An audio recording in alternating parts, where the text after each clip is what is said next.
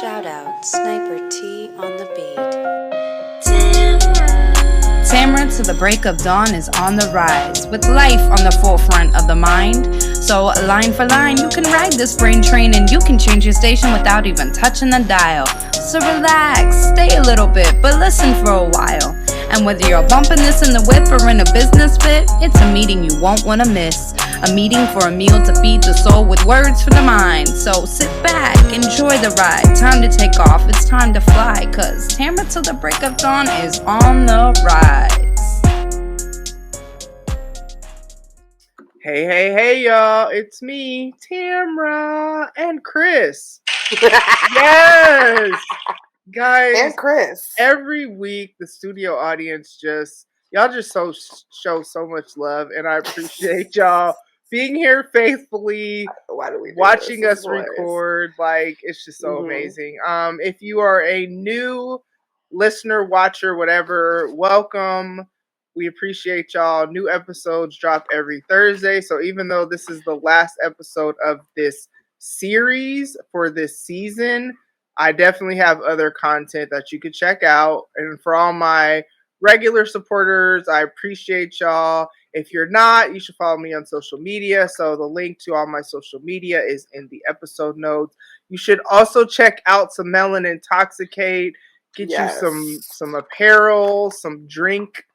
I always want to say drinkware. Okay, maybe that's right, because I feel like you would know. I don't know why. Okay, so drinkware. What else? Phone accessories. Like, there's just a lot of different stuff on there you should check out. Yes. The link is to the website is in the episode notes as well. I guess that's it for right now.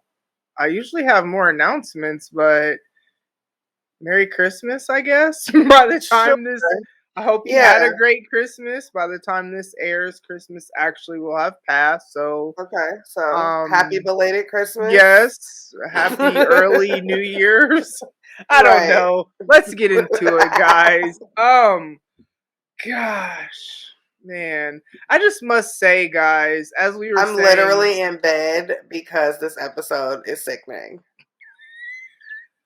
But also, guys, and we discussed this prior to recording, I am very sad right now, and I've been sad since last night, because had we not been doing these recap episodes, we each would have watched the entire series in a weekend. There wouldn't have been weeks and weeks. Like, this has been like 2.5 months of attachment to these people that we don't normally have, so that the recaps could be authentic. We are all in for y'all. You know what I'm saying? We're not faking like we didn't know something when we did. So because we can't be fake, we both are pretty authentic with our reactions. We didn't watch. We did like what we don't normally do. But therefore, now that we have reached the end of the series, I am sad. Like, I feel empty inside. And it's really just because, like, is the world gonna like close again? Are we gonna have to wait 4 years for this? Like, that's really what it is. Like, I work like the NHL games, and our game tomorrow's canceled. And usually when the sports stuff starts to get fishy, that's when everything else is about to start. So I don't know what that means for the production of this, but I need y'all to keep it on the top of the list, Netflix. Yes, please. Like, maybe get started today. Maybe already have had 2 episodes. Yeah. I don't really know how to tell you to do your job, but just... And maybe it should be prioritized over other series. I don't know. Maybe. Other series. Whatever. Maybe. Series. Other shows. Maybe it should be prioritized over other shows, because maybe I forgot about how the pandemic made it even longer. Because we had to wait a long time for this. Yeah. And Marianne is out here because of you. So don't. Why?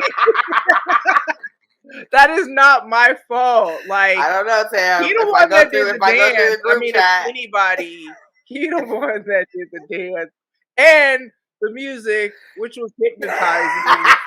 Which was causing you to keep posting I it. know. See? And you said it. You said it was hypnotizing, and now look like y'all done conjured it up. Yep. You know, it's unfortunate, guys. I saw that. I'm like, Khris, don't do this. Don't. The guilt that I felt in that moment. And I wasn't even thinking. I forgot. And then when you posted, I was like, it's because it was you. It's your. This is all your fault. Because I was all of you guys invested. That was redoing the video. Yes, I was so invested. Girl, I remember one day on Twitter, I think, or Instagram. Bitch, I'm crying. The hashtag associated with that, watching video after. That's why I kept sending y'all all them different ones. So, like, I was very invested in watching this challenge. And here we are. So, you guys, if there's anyone to blame for this out of control variant, it is everybody that sent you an Omarion video, tagged you in an Omarion post, the niggas that redid them. It's all y'all fault. Yeah, man, it's. So if we gotta wait until 2033 for you. Wow, 33, dang. That's far. Nigga, I feel like we've been waiting for this season since 2009. Like, what's happening? I know. And we know it hasn't been that long. It felt like that. Because honestly, really what is time right now? Like, I don't even know. Literally, there's still 2 clocks in my house that I still haven't changed from daylight savings time. Why do we need to save daylight in this I don't year? know. Like, that's not even a thing anymore. Like, we don't need that. Farmers don't even use that shit no more. And we not farmers. And we don't need any more of 2021. Like, that extra hour Stop saving per day. This daylight. You know what I'm saying? How much time is that? Like, is it 2 days? We don't need that extra 2 days once you add that an hour per day for 3 months. We don't need those 3 extra and a half days. Like, y'all can have this. You know what I'm saying? Stop saving this daylight. We're trying to get to the new year. Right. But I don't know. I'm not going into it like I thought 2021 was finna be different, and it wasn't. See, we did that. We was so I'm just kind of like, no fucking virus. Yeah, we about to be out here living our lives, and that wasn't how it was. So I don't know. I'm not hopeless, but I'm just like a penny with a hole in it. So, oh my gosh. Oh, Lord have mercy. Where is? Goodness. No, but I'm just not also. We just gonna see. That's what I'm gonna say. We ain't got no choice but to go in it. So right. I'm not, okay, let me tell y'all something, and then we gonna get into this series for real. Okay. Those of y'all that be hella aggressive talking about some 2022, come in here, sit down, and shut up. If y'all could not do that this time, maybe like a softer approach, because I feel like y'all did that 2019. Look at what 2020 brought us. Y'all did that at the end of 2020. My gosh, look at what 2021 brought us. I think maybe that approach just doesn't work. I feel like every year, the year shows you that not only are they about that life, but they about it. You know what I'm saying? So I think maybe that's just my advice. Now, do what you want with it. Let 2022 come in here and do whatever she gonna do. And let's not put pressure on her. Right. For her to be, she can only be who she could be. So you feel me? I feel like I could have pulled a song from that. and the time has passed. Right. So guys, but we're really here to discuss Youuuu season 3, episode 10. Oh my gosh. It's called what? What is love? And then I wrote in parentheses, baby don't hurt I knew it. Yes. My goodness, what an episode. Man. Like it kind of gave us everything that I think that we needed, specifically with girl, love. Like, but yeah, I think that, and you're right when you said earlier, like how they set this up where like it could just be the end. It was because thanks to your boy Joe, because he's he not new to this, he true to this. So we're back to the Joe we know, who was not exactly like come on, back to the Joe that we know, who was meticulous. We back to the exactly. I was about to say the fucking intricate, fucking meticulous, like back to that. Like tying up all the fucking loose ends and a pretty, beautiful, nice bow. Like the nicest bow you ever did see. Like, and he really like, okay. So there's some points, and I don't know if we'll touch it like as we're going through it, but at the end of this, I want to just go back and just like, it's really just my case to prove that love is bullshit. Like, yeah. Like we could definitely do that at the end. Like this is the season wrap up. Thank God there's going to be another season. But as Khris was saying, if they ended it like this, I would be okay with that. Like it's okay. It's okay. Yeah. It's okay. Yeah. Also, they definitely can end it like this, but I'll wait until we get there to tell you why. Because like, okay. Yeah. But anyway. All right, guys. So, man. So, Joe is cleaning up after the mugging, right? Of course. Right. So, we all know what happened there. Still totally against how that happened. Like, I can't believe him. But, so, as he's cleaning up, you know, we always have Joe's inner dialogue, and he is basically giving us his plan. He's going to leave Love. He's about to pack him and Henry up. And we just about to tell Marianne that she got to come with us. Like, this is our family. This is what it's supposed to be. You don't have Ryan. Me and Love is over. Like, let's, like, really have, like, this tight commercial interracial family. Like, let's do this shit. Yes. Like, Brady, bunch it up. You feel me? Like, I got a kid, you got a kid. Like, what's up? Like, I got a boy, you got a girl. Like, what's up? Like, we just need a fucking labradoodle or some shit. Yep, like, right? Okay, cool.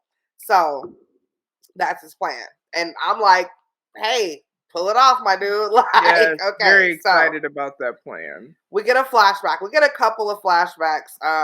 These are probably the best flashbacks that we've gotten all season. Oh yeah, absolutely. So a flashback where who was Fiona, his teacher? The nurse. Oh, the nurse whose boyfriend was beating her up. Right. So Joe was talking about how he had to do the same thing to his mom, except she sent him away, so he didn't want to like go too hard on Fiona's dude because he didn't want to like have to leave or whatever again. Anyway, blah blah blah. He goes and grabs his file. Let's not go there quite yet. Okay. Because I think it's important to mention that either Fiona was beaten to death or yes, it like I think she was I feel like she died. I'm pretty sure, like they don't like of course the school is not going to say that. They just said, "Oh, she moved to Oregon or something weird like that." But that's why Joe was saying I could have saved her. Yes, but I didn't want to save her because the last time my mom hated him. She fucking right. She didn't want to be saved. You know what I'm saying? So like, you know, and his homie is like, you don't really know.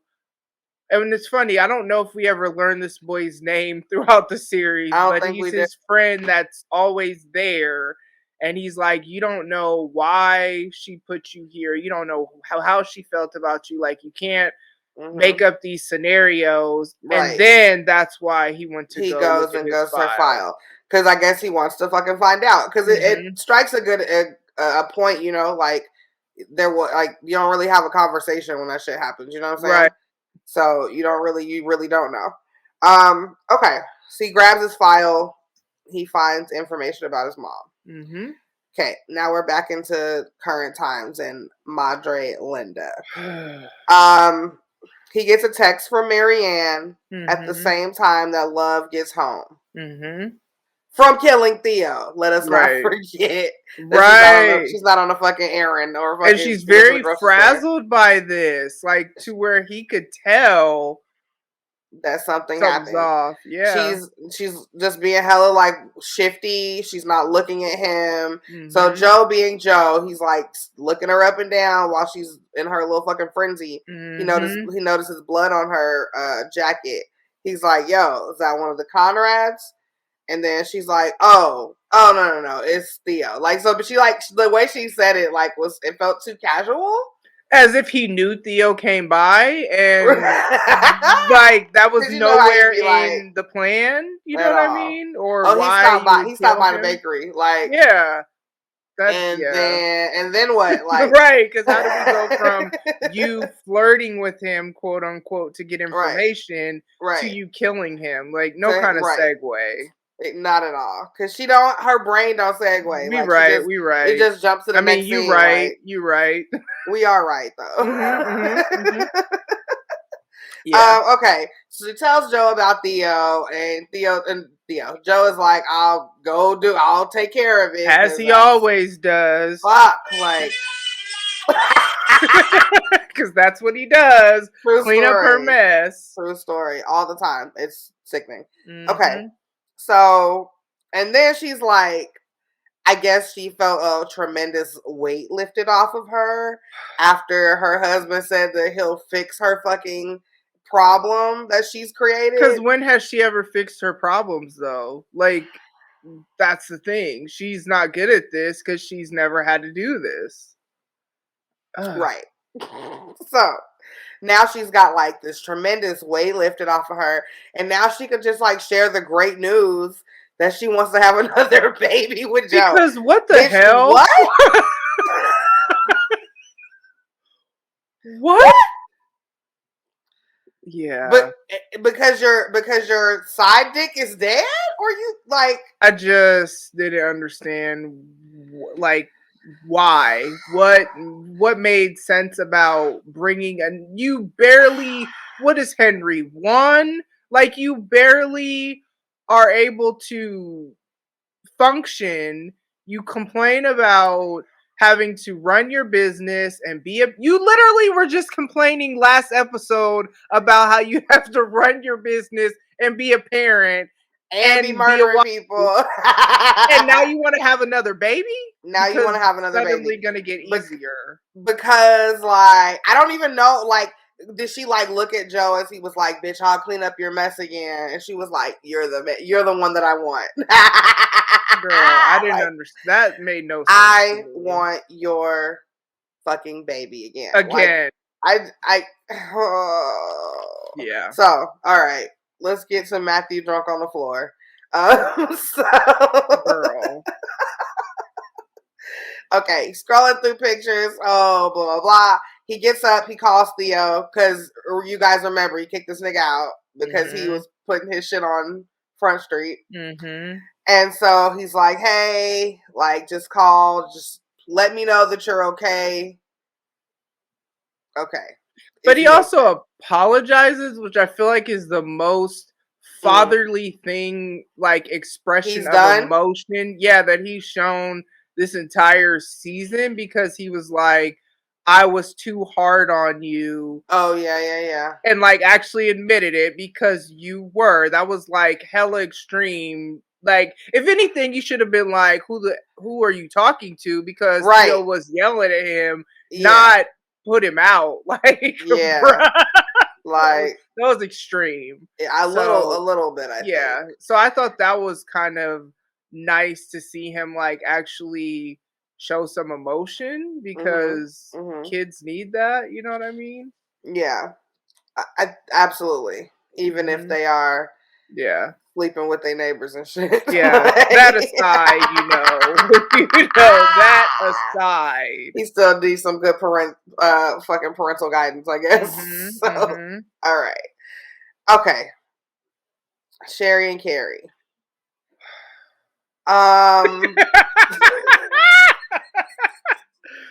This marriage is on fire. This is probably my favorite episode of them. Yeah, this is their episode because this is like the realest they've ever been, which they get on my nerves. But they we'll get do there. like How so bad. Of course, like, so they have bad. to be them at the end, but yeah, of course they have to be them. But this was my favorite episode with them because remember we had been saying I'm pretty sure we both said it like maybe episode 2 or 3 where I was like why is she like this? You know what I mean? Like she's so fake, but why? Because and so then they start having real conversation and you can see that she has all these insecurities because his mom hated her. But let's peel back because we didn't get that part of them until she shot him in the leg. Yeah. Let's not forget that. That is important. Yeah, let's go. Last week, if y'all don't remember, Carey shot some of Sherry's ear off. Okay, but he didn't do it. Okay. It's a Megan Tory Lane situation. I think. Oh, I feel like something was shot. Khris. I feel like a gun was shot, and then like it was like pew pew pew pew pew, and then you got ricocheted on. You didn't get shot on or shot at, but I think something might have hit you. Is all I'm gonna say. So that's what happened to fucking Sherry. Sherry keeps saying that he shot her, and which he did not. Gun wasn't even pointed her way. It was pointed. He had his back toward. He was trying to shoot their to freedom, like basically. Right. Okay. So. My gosh. So. She's like, oh, blah, blah, blah. I took a training, and she's she's trying to be a fucking pretentious bitch as she always is, right? And so she's like, oh, and then she points it at him and fucking shoots him in the leg. So basically, the rest of this episode, Carey is dying, y'all. Girl, like fading away to nothing. Bitch, I wrote at some point like dead ass Carey.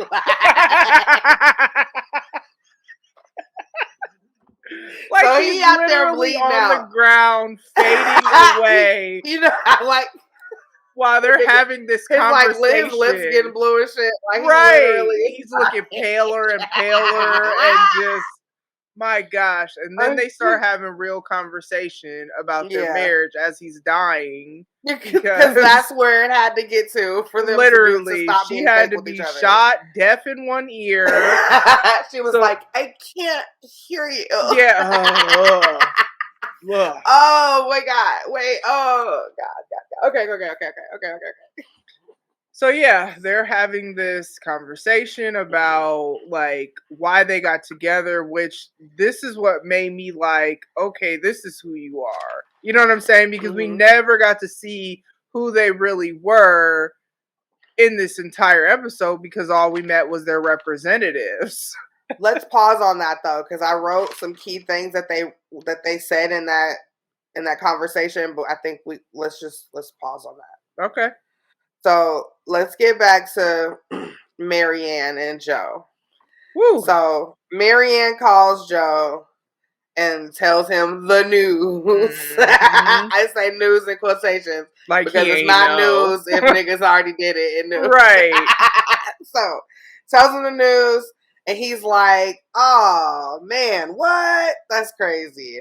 And so she's nervous, basically, that his death is going to blow back on her. I don't really know why. I just think that's a trauma response because Ryan has done everything to like ruin her life. No lies. And like everything that she tried to do for herself, he would ruin. So I just think in that PTSD where she obviously has not healed from this, that's the only thing that made sense because otherwise, like how? Right. Like, you know what I'm saying? That was like, you have a solid fucking alibi. Like, there's literally no reason. And that's kind of what Joe was like trying to get her to focus on. Like, stop thinking about the bigger picture and just think about this situation. Like, there's no way, you know what I'm saying, that he could turn this around on you. Like, and so she says, you know, full disclosure, or can I be honest with you or some shit? And he goes, sure, of course, always, I love you. Like, he didn't say that, but that's what he was thinking. Right. And so she was like, I'm glad he's dead. Mm-hmm. So hold on to that she said that. Just hold on to that until forever, maybe. And so whenever we get the new season, just always remember that Marianne said that. I think that might be the only glimmer of hope that we have here. Mm-hmm. For future reference. Yeah. Okay. Which it'll make sense later as we get later on into the episode.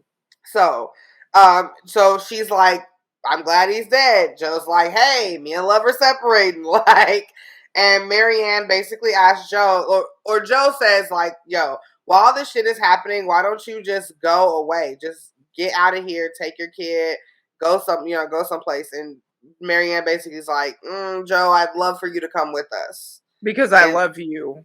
And Joe is like, yes, fuck yes, absolutely, let's go. Yeah, like, when are we leaving? Like, yes, because that's what he wanted. Should I bring my hat? Like, right? Oh my God. Like, he was hella thirsty for that, and he was, because I mean, basically, if we recall, like I said earlier, that was his plan. Mm-hmm. He just somehow made it her plan. He is so good at making bitches think that they came up with stuff.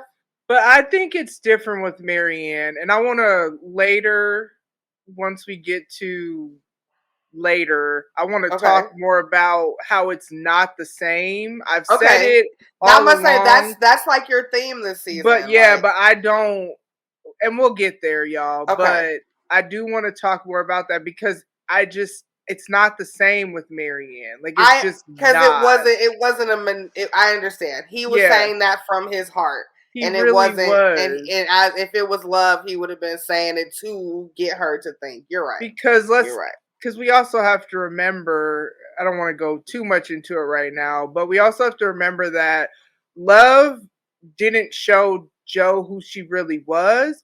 And then when he found out who she really was, he realized, no, this isn't going to work. Whereas Marianne, he saw the darkest side of her and still love, which that's what love is supposed to be. You know what I'm saying? It's not going to always be the social media pictures and the vacations and all that. It's going to be the mess. It's going to be when you're depressed and your partner is trying to like get you out of that funk because of whatever. Like, that's what real relationships are. And so I just feel like that is what she was for Joe. Like, it was very real for her. And I think for her, it was really her drawn to him and like, I really want this. So I think it really was her idea. He didn't really do much manipulating or any of that with her. He really just got real with her that one episode where he was like, I'm not rich, I'm not whatever. And once she saw who he really was, plus she's like, this nigga really be working for free. Faithfully. Bitch, you will not let that go. Because every day, faithfully, he is working for free. Right. So once she realized all that, she's like, okay, yes. And now Ryan's gone, so I can try to have some happiness, because she couldn't have happiness when Ryan was alive. Yeah. Niggas really just won't let go. Anyway, so okay, so wait, why when I wrote Marianne asked Joe to go with him, I said Joe was like 1,000 times yes. Because he was like, he really was. He tried to say, "Oh, is that crazy?" He's like, "No, don't change your mind." That's like the best shit I've ever heard in my life. I am with it. I am sitting up here plotting to make that happen right now. Like, you don't even realize this, right? Like you are just like, it's falling into my lap. It's happening. Right. Yes. Okay, so Joe has to go and complete what he was going to the bakery for. Girl. He gets Theo,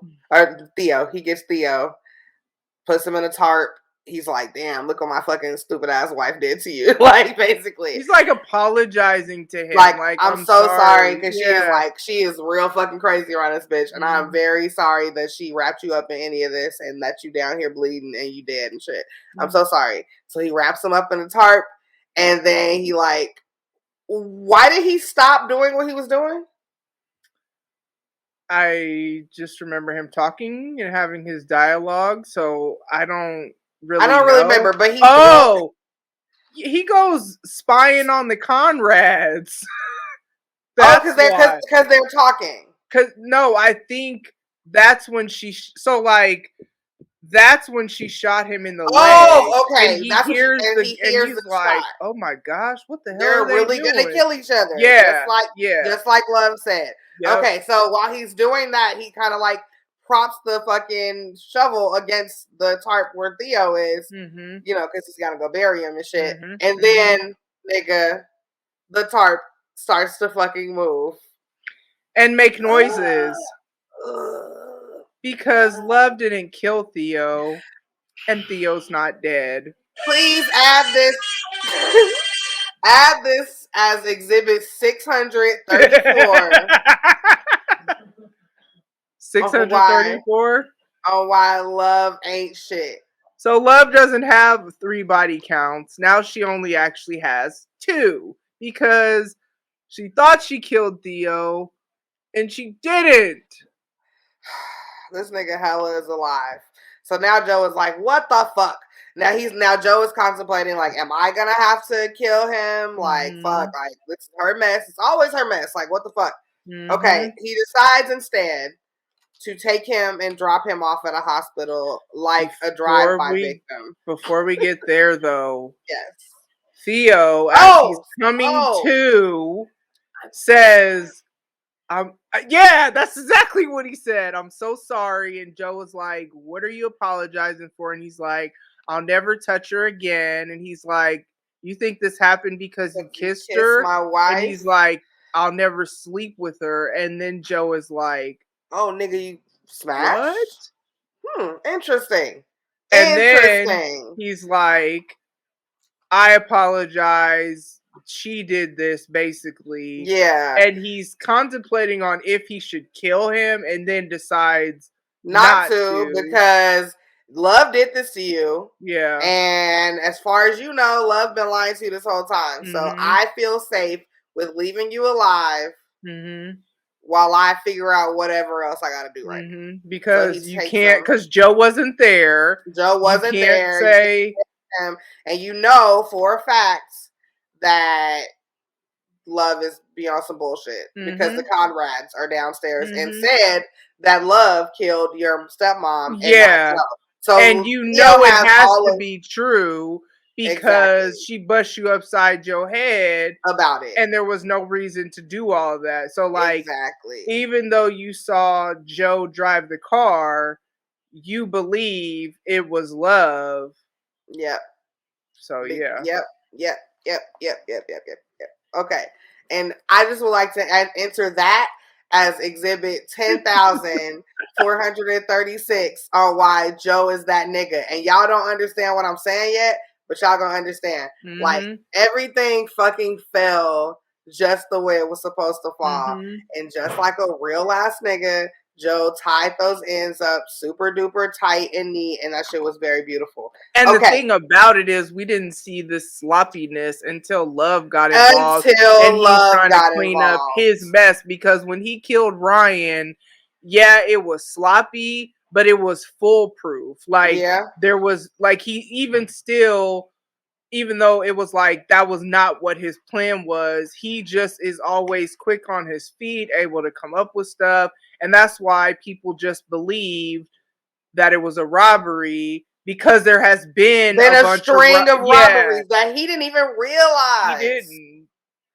That's what I'm saying. Like when he just being when it's destiny, you know what I'm saying? Like yeah, absolutely.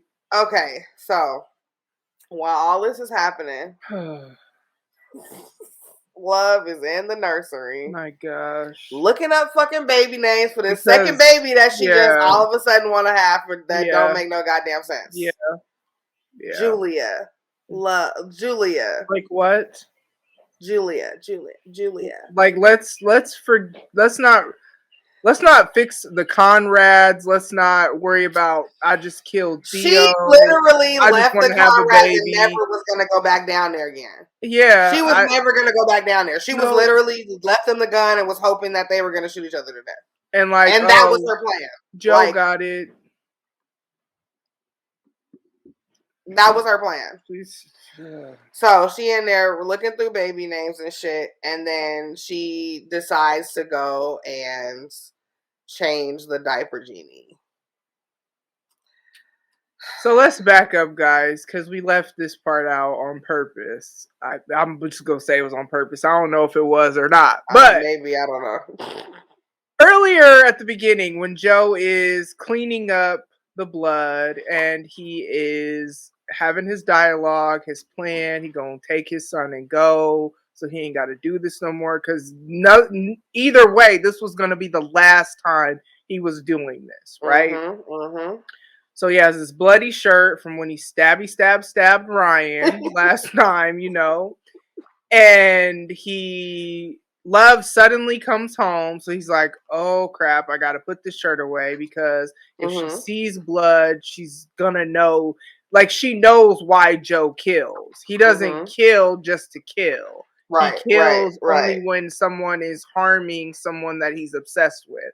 So if you killed somebody that's not for love, she's going to know, and then that person is in danger. And he's been trying to protect her from Marianne from Love this entire time. Right. So he puts the shirt in the bottom of the diaper genie underneath the trash bag, which, had that have been me, I would have stuffed that in my pants. Like, I wouldn't have put it somewhere neutral in the house. Right. Like somewhere that she might go into. Exactly. But I would have stuffed it in my pants or something. Like, I don't know. But I mean, he was too busy in his head thinking about him and his you're right. His fucking Kellogg cereal commercial family. Right. So Love found the bloody shirt, y'all. And we all know how Love feels about finding keepsakes. Even though technically it wasn't a keepsake. I mean, it was, but it wasn't, because it wasn't Marianne's. It was actually like him. Yeah, it was different. But either way, Love starts in her head. She got that look in her fucking face. Can't stand her. So, the next scene is Love in her bakery. And everybody's talking about Ryan's death, because he was a news anchor. He was popular. Like, he was dapping it up with judges and shit. Like, so everybody's talking about it. So, all the fucking armchair detectives in the fucking cafe and shit are being like, this is what I think happened. I think it was obviously the ex-girlfriend. I think it was fucking whoever the fuck, blah, blah, blah. Or the ex-wife. Or maybe it was Matthew. Oh, yeah, it was Matthew. He's fucking crazy. You know what happened with all the cameras and shit? Like, it really doesn't make any sense. But, like literally don't make no sense. Like, what would be the connection? Like, Matthew just got up off the floor from being drunk, just talking about his fucking ex-wife or his dead-ass wife, and he just goes and kills a fucking goes and robs a jogger with his rich self. He goes and robs somebody and kills him. Okay, for what reason? Like, because he asked too many questions. Like, what? So Kiki comes up and she's asking. She's like, "Oh, you know, really her name? Yeah, it's really her name, Kiki. Yeah, because that's where my mind went, and then that's fine. So she comes up and she's like, "Look, girl, I'm having hella people in my house tonight, and we about to really bust down this fucking case, and we gonna solve it. And we need some cupcakes. Right. True crime. My true crime club. Can you make some bloody cupcakes? And so she's like, yeah, sure, I can make some. And then she basically just goes, she's listening to everything that people are saying. Because she didn't know who the jogger was. Right. So now she's getting this information about Ryan and how his ex was in a legal battle. And she's hearing all of this stuff, and she's piecing these pieces together. And she's figuring out that Ryan is Marianne's ex. And Kiki says Marianne's name at the counter. Because that's who she thinks has something to do with it. And so it all fucking clicks. And she's flashbacking to Joe being like, oh, my boss is so cool, I gotta stay some extra hours. And then at the party when Marianne was like, oh, he's such a good guy, he be staying and shit. Like, and so she's like, that's who it is. That's who he was thinking about when he closed his eyes. And the scene where, which we didn't know Love saw this, the scene at the party scene where Ryan was being fucking weird as fuck. Yeah, trying to feed him food and Joe, shit. Yeah, and Joe smacking his hand out the way, and then Love had that look on her face. Seeing it like, what is that about? I mean, but I wouldn't have. I'd have been like, I'd have slapped that nigga too. Right. Why you trying to feed me stuff? Like, exactly. Anyway, I'm not your man. But then she realizes that that's his new obsession. Because she does know Joe. Like, she's impulsive. She's so many just wrong things. But she is pretty perceptive. Like, she knew that Theo didn't really believe her. That's why she busts him upside the head. Because she can see when something changes and then you try to make her feel like she's crazy by denying it. Now we're talking about Joe. But she wasn't wrong. He was fantasizing about somebody else. He was. She in just that was, moment. She still did too much. Right. Yeah. It was so unnecessary. Yeah. Okay. So she goes off on Kiki and she's like, all you niggas need to mind y'all business, basically. And so now she's on she's in her mind and she is cooking something up. Okay. So Love goes down to the basement, and she goes and tells Sherry. Why should bring them one pie though? 2 grown adults that you're barely feeding. One nigga dying on the floor. Right, you brought 1 pie. He needs 2 pies. So she goes down, gives them this one little like easy bake oven pie. And then, because it wasn't even a full size pie, like no, y'all, it was literally a mini. Handheld. Yeah. So she goes and tells Sherry that Joe is cheating on her. And Sherry turns on Sherry and she's like, Love, kill him. Oh my gosh. Like, what? Love, he's cheated on you and he's like, he's abusive. Like, kill him. And she's like, doing all of this, and she's basically like, yo, kill him. I got your back. You can let me up out of here. And Carey dead on the floor, like, let us up out. She's like, you mean let us out of here? Be quiet. I don't care about you. Right. I said what I said. It's always the husbands. They'll never not believe us. Like, and then fucking Love is like, bitch, you are a monster. Yeah. How you call her a monster? Like, that wasn't your plan. You're Joe fake ass. You're a monster, Sherry. Like, is she? Or like, is that your best friend? Like, so. Is she, or did she just say out loud what you were already thinking? Or is she, or do birds of a feather flock together? Are you mad that he cheated? Like, you weren't cheating with the next door neighbor, 19-year-old boy? And everybody knows it. Everybody in the room knows it. Like, what are we doing here? Right. Hypocrite. And this is the part that's driving me crazy this whole time. Is why do you get to go so hard about this when you were also doing more, if you ask me? Like, yeah, more, way more. Because let's be real, Joe didn't sleep with Marianne until after Love had slept with Theo multiple times and lied about stuff and did all whatever. Like, right.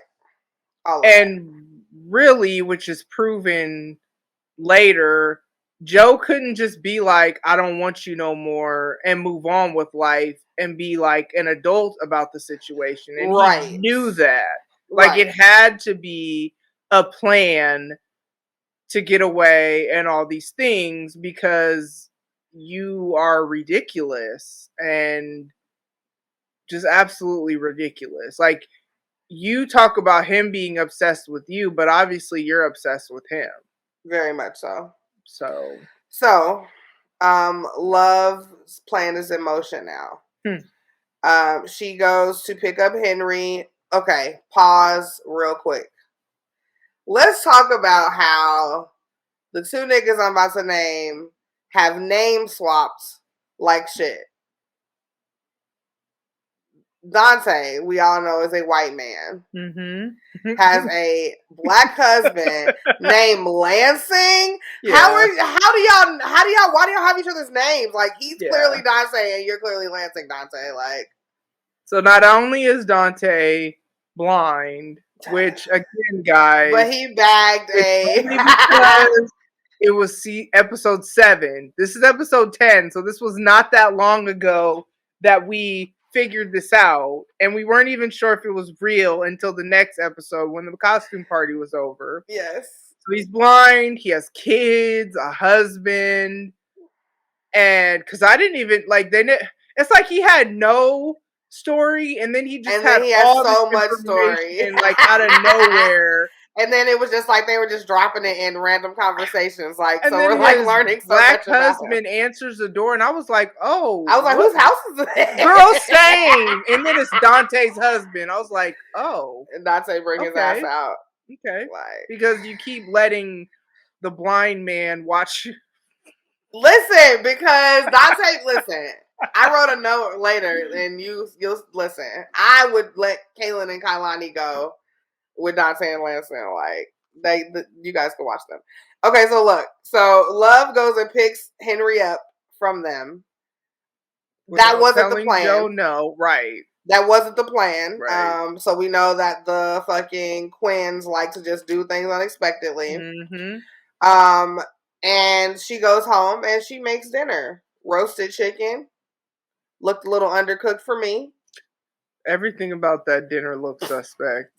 Everything about, no, you can't see your son, sit down and eat. It's suspects. So, what? And you just listened? Okay, Joe. She's like, Joe comes in.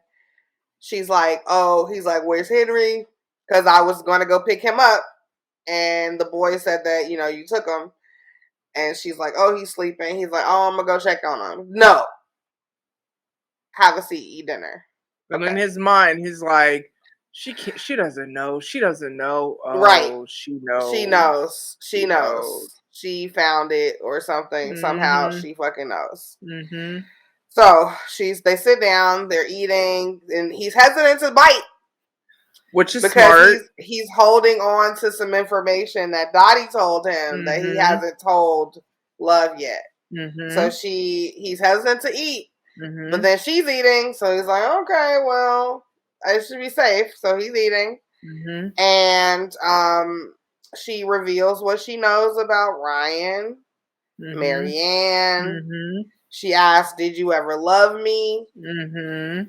And quick answer, no, bitch. Like I don't, like, he says that he did, but like, did he? He didn't love you because you didn't let him know who the real you were.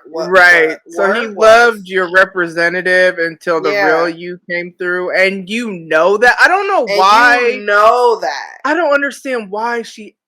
I don't understand why. This isn't like pretending like you don't like pepperonis on your pizza, bitch. Like you were a completely different person. Like, and you were completely aware that the only reason you're still alive and married is because you were pregnant. So like. I don't think that's a fair question to ask him. Because, come on, you was about to be dead. Because you acting like you just found this out for the first time when y'all had this conversation like episode 2 of this season. Girl. So. Then, so she's going on this, like, tirade, because, like, Joe's like, of course, I, like, whatever, blah, blah. It don't matter, because I'm more focused on the shit that she was saying. Mm-hmm. She's, like, basically saying to Joe that everybody that she's ever had to kill, she did it for him. Which is not true. Because apparently he made her think that he needed her to save him when really he didn't, and you couldn't kill anybody for me, but you kill for her. Right. Oh, but like, you killing for this bitch. And all I do is be killing for you. That's basically what she was saying. Right. I stay killing for you. You ain't never killed nobody for me. Right. But then you up here killing niggas for that bitch. Mm-hmm. That was literally the whole conversation, y'all. Like, mm-hmm. So Joe is like, all right, bitch, this is what we playing? Cool. So he, very nicely is like, I fucked up. I made some bad choices. We all made some bad choices, maybe. Mm-hmm. Like, and let's not act like you weren't sleeping with Theo. Because we all made bad choices. We all made bad choices. And you don't know that Theo told me that. Because you don't know that Theo's alive. And I'm not telling you. I'll never tell you that. Yeah. So, oh my God. So Joe mentions James, and he's like, look, I know how you be acting. I would like for us to be able to separate without you trying to kill me. Right. Because your mama told me. And she's like, Mom be lying. He was like, do she know? Right. So okay. I tend to believe her. She had a believable look on her face. She mentions the D word and not dick. Divorce, guys. Henry cries. Love goes and checks on him. Now, in a normal situation, right? She's gone. She's talking crazy. Let me figure out how I could defend myself if something goes wrong. Naturally, he grabs the carving knife right in front of him. And he's holding it under the table. Love comes back. She's like, fine, nigga. I did kill James. But I didn't mean to kill him. I misdosed. I overdosed. And like it's different when like you ingest it. So I gave him way too much. And then I wrote on my notes, second time's a charm. Absorbing versus ingesting. So she's figured out how to maybe stop feeding poison to people and have it get into their system by contacting their skin. And she didn't want to kill her husband. Yeah, she just wanted to paralyze him. So she wants him to be still, so she can talk to him. So she can talk to him about why they got to stay together. Mm-hmm. And then Joe realizes that she put that shit on the edge of the knife. Because why? Unfortunately, I hate to admit it, Love knows her husband. She does. And she knew that when she walked away, that when he got an opportunity, he was going to do that. Mm-hmm. She wasn't wrong in that. I mean, we'll get more into Love Joe dynamics as we wrap up this episode, but they know each other well enough to know each other, but then again, they don't. And that's where, we'll get there, guys. So, my nigga Joe is fading. Not like Carey downstairs. My goodness. At the bakery. Because Carey is he about to go up there with Uncle Charles. But Joe falls on the ground. He's hella paralyzed and Love is like, look, I just want to talk to you. Like, I did to plead my case, like, and you can't walk out on me. Basically what she's saying. So she fucking wraps a towel around his mouth. Kiki texts because she's on her way to get the cupcakes. Love's like, can't do that. Too many bodies around here. I'm gonna bring them to you. So Joe is at home by himself for 15 minutes or so. But before that, she texts Marianne from Joe's phone. First she puts his face up to his phone so that it would unlock. Yes. Text him, so that she could say, come over to the house, it's an emergency, to Marianne, so that Marianne could come over. Then she leaves. She basically beeps him 911 or beeps her 911. So, oh my God. This was so crazy to me. So this nigga Matthew. Girl. Okay. So he's just like, he sees Love leave. And he's like, here's my opportunity to break into their house. The privilege of this man. Yeah. The privilege. So he just walks into their house. And he's like, Theo. Like, okay. So he sees Joe on the ground. And he's like, what the fuck? Like, what is happening? Matthew slaps Joe because he's like not paralyzed and he's not realizing potentially this man is drugged. Instead, he's like, maybe he's not gonna fucking answer me. Yeah, like, slap the shit out of him, and he's blaming Joe for like everything, like or even at this point, I think that he thinks that he knows that Love killed his wife. But he's basically blaming Joe because he's like, you just let her do this shit. Like, you just basically sat back and let her do this shit. Sleep with my son. You sick bastard. Yeah, and all of that. And he's like... Because he always thought it was Love. Like, he wasn't... Because had he have had the cameras on following Joe, he might have saw that Joe was the one who drove Natalie's car out. But because he didn't... And he always had it on Love. Because, I mean, and he wasn't wrong. Love is the one that killed her. But it's like, yeah, he blamed Joe for not doing anything to stop it. Right. Which is interesting. Let's pause here for a second. Because when you think about, like, serial killer documentaries and all that, you never really see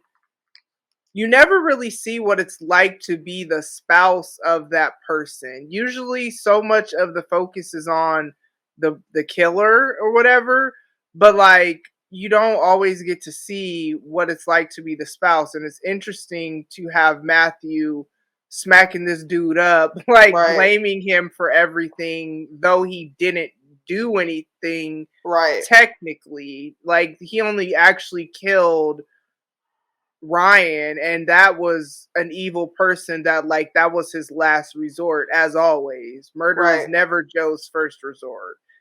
Not even, we'll get there, but it's never his first resort. He tries to talk, he tries to do whatever, and then when that isn't going to work, then he kills people. Whereas Love, she don't even think, she just reacts.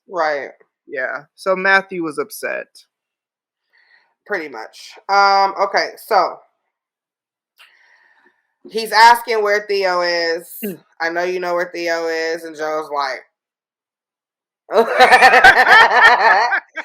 and so Joe gets him to look down to see that he's looking at his phone. He puts his face up. Everybody's doing this to Joe today, and so he put his face up for the face lock, and he checks his search, and he sees the hospital. And he figures out that that's where he took Theo. And he's like, okay, cool, bro. Thanks for the info. Here's that towel back around your mouth. I'm going to flip you back over so your crazy wife can come home and do whatever she's going to do with you. You deserve what you get because you're not telling me about what I want to know. And I'm not going to assume. I'm not going to put two and two together now. All of a sudden, I can't do math. So before the math was mathing for me to know that Love killed my wife. Now I see you on the floor. You're not talking. Any other time you be talking, walking, and some more stuff.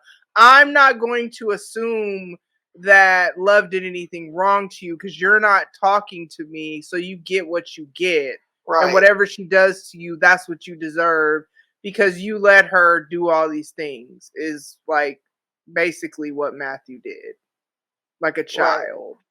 We seeing all this emotion this episode. Okay, sorry, that was my sister texting me. Okay. Oh, you're good. So, okay, so we're back to Sherry and Carey. And this is the part that I think that you were ready to dig into. We just weren't there yet. So they are knee deep into this. Like I said, Carey he ain't fading away yet. I keep saying he dead yet, but he not dead yet. Okay, but he is fading. He is. He can't get up. He's like leaning in the corner, but he's like trying to still get out of this box. Mm-hmm. Like he's like, Carey's like, we saw him in the woods. He's crazy. So he's like I'm not gonna die in here. Like basically, you can't kill me, nigga. Right. I'm a bad bitch. You can't kill me. So he's like, look, bitch, I hacked shit. I hacked our marriage. Blah blah blah. Sherry is triggered. Mm-hmm. She's like, what the fuck does that mean? He's like, bitch, you hack everything, even like how to get pregnant, how to like have kids, like that.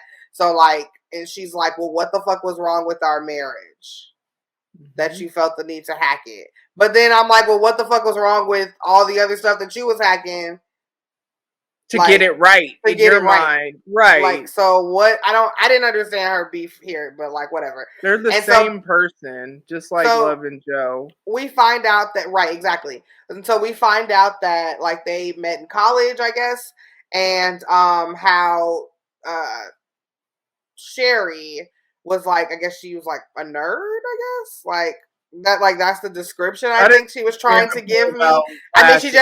I mean, but it was just she was saying that she had glasses, but then she was also like downplaying her, like I don't know. Talking about how smart she was, like these are qualities you don't want to have. Like, that's what I'm saying. Like I feel like she was trying to like make herself sound like a nerd, but really just like a bitch that's educated that needed to see better. So like, same girl, same. Like, I just need to see. I'm just educated. Like I didn't understand, and they didn't do any flashback visuals for us to really understand. But I think the point was they were trying to say that they were different people until they met each other. Until they met each other. A drug addict. He said that he had massive inflammation. I don't even want to know where. He said that he had undiagnosed lactose intolerance and he did coke every weekend. And he basically told her, like, bitch, I've loved every version of you. Like the person with glasses, who you are now. This conversation. Okay, so like I hate them, my nigga, but like this was this was very like, yeah, I loved it because it's like that's what you want to hear from your spouse or whatever. Mm-hmm. You want to hear that they love you for you, not the facade that you're putting on, especially when you're someone like, we're content creators. Yeah, I'm just bringing this home for our audience. When you're someone who you have a platform or whatever, it's very interesting, even networking in this industry, which isn't even like, acting or the music industry where there's a lot more notoriety in that. As indie podcasters, even when people try to build a relationship with you and stuff, you don't really always know why they're hitting you up. And a lot of times it's for like very selfish reasons because they see whatever in you, whatever they think about your platform or whatever you're doing, or even maybe the people that you hang out with, whatever. And so that's kind of, I feel like Sherry too, like she's built this life around this facade of, yeah, I'm going to share my imperfections, but I'm only going to share just enough so that you think you know me, but not the real stuff that really bothers me, so that I can control the narrative about what y'all make fun of or what y'all whatever.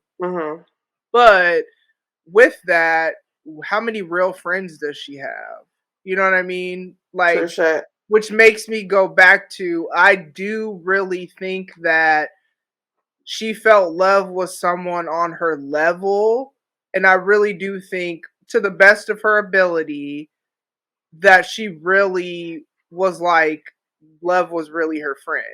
You know what I mean? Like, and I think she really believed that. And I think also love, to the best of her ability, because she also saw Sherry as somebody on her level. Like, they were like really friends. They were both just effed up in the head and, all that stuff. Sure.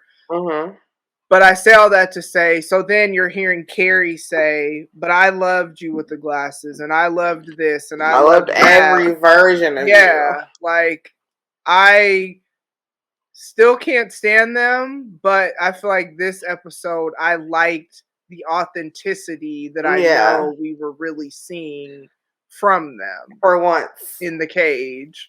Mm-hmm. Gosh, I can't stand them. I can't stand them. You know, bitch. Okay. All right. So they bond. Gosh. We found out that Carey is only 6% body fat.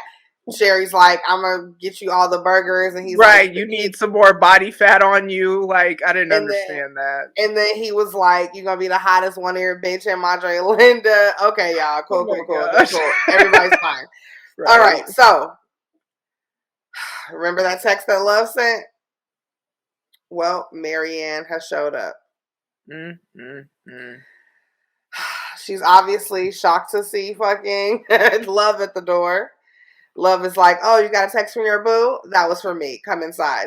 And so she's not basically your boo, but I mean, yeah. But that's what she said. Yeah. Basically, that's what she said. Okay, so she basically has her inside, and she's basically like asking her, like, "Why Joe? Like why him? Like, what did he do for you? Like, what do y'all share?" Like, is she asking this? She's asking this because she wants to know for her own personal reference. She's trying to figure it out because this nigga is laying on the floor right there. I just want to say, like, that if Marianne just kind of looked over to the Marianne left, would have to the left, the nigga that you love on the floor to the left.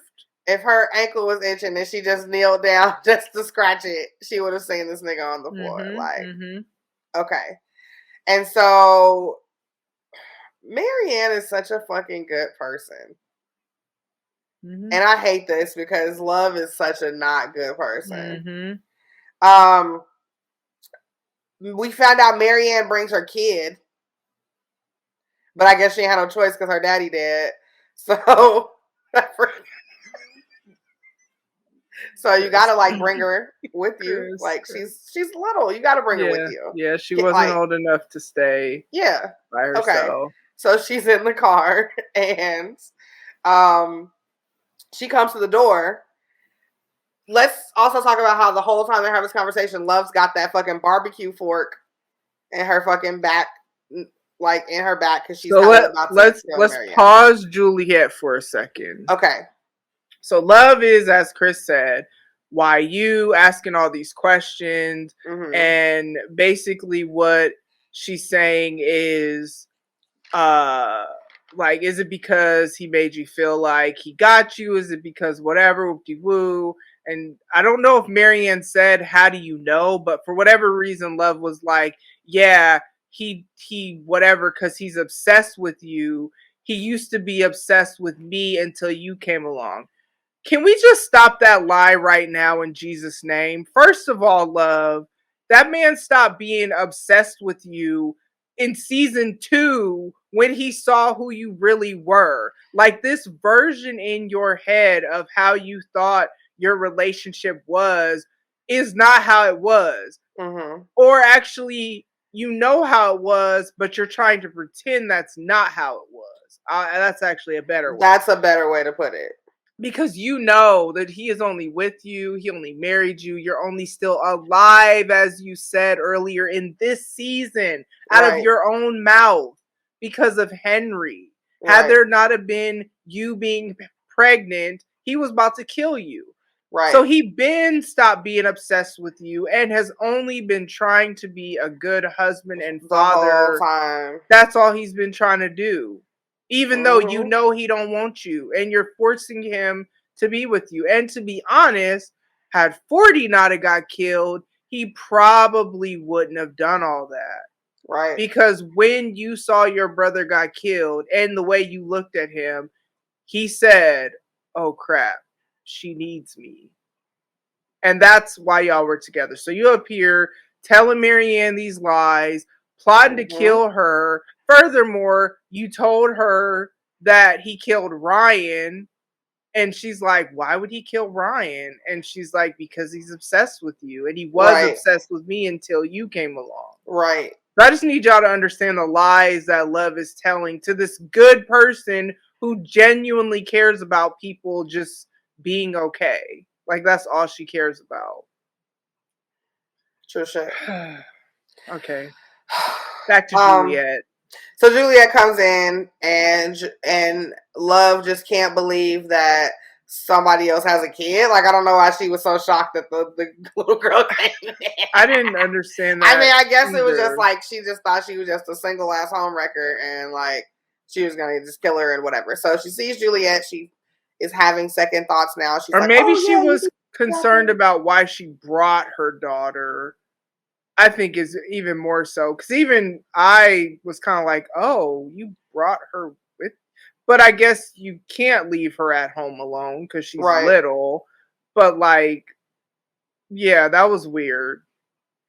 That was very weird. It was very weird. Okay, so lost my notes. Hold on. Okay, so Juliet comes in because she has to go to the bathroom, and so Love's like, of course you can go to the bathroom, like whatever, and she's like, oh, it's that way. So then while Juliet's in the bathroom, or on her way to the bathroom, she dropped something and almost could have saw Joe. If anybody was paying attention, they should have saw him. If anybody would have just looked to the left, like just look, like not even had to like I don't know, stretch your neck or anything. Just turn your head. Like he was right there in plain sight. Like walk around the couch. Right. Take 2 steps back. Like something. Like you would have saw him. But no, that's not how that went.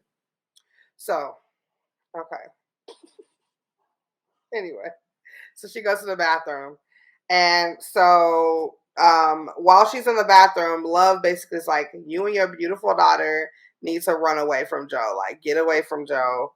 He's fucking crazy or whatever. And Marianne kind of gives a speech, basically. And she's basically saying, and this is how I know she's a fucking good-ass person. Because I wouldn't have had none of these words for this bitch. But she was basically like, you know, like, look, if I don't know what's happening with y'all, like, but if, like, this shit isn't a good situation for you, basically, you need to get the fuck out of it. And you need to fucking learn how to love yourself, bitch. Because ain't nobody gonna love you like you love yourself. Like, and Marianne was, like, coming to tears to it because she's like, damn, because I'm sure after Ryan, like, she spent this entire time trying to find that person herself or whatever. And so Love is fucking Marianne somehow touched Love's cold black heart. And so she's fucking, and now Love is fucking shedding a tear too. And Juliet comes out the bathroom and she lets them go. And Marianne also said, like, something about, I keep attracting toxic men to me. Yeah. Which is, it kind of made me sad because it's just not what this was. Like, that's not who Joe is. Right.